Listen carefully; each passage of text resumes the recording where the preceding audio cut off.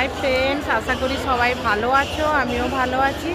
আর এখন বসে আছি আলিপুর চিড়িয়াখানা। কালকে দুপুরবেলায় হঠাৎ করে আমাদের প্রোগ্রাম হলো যে আমরা আজকে চিড়িয়াখানা আসবো, আর সেই মতো আমরা রেডি হয়ে আজকে 6টার বাস ধরে 6:20 বাস ধরে আমরা চলে এসেছি। তো চলো দেখাই তোমাদেরকে।